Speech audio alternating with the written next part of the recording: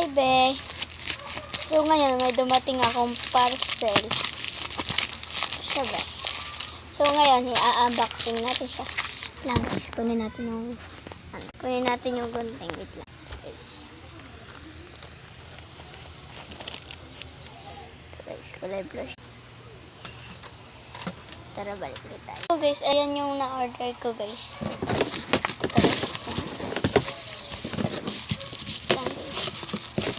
buksan. So, for today's vlog na buksan na natin siya, guys. Oh, legit nga, guys. Ayan siya.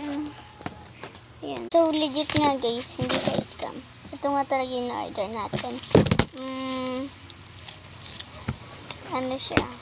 Nabili ko siya ng 34 lang, guys. Legit. Yan.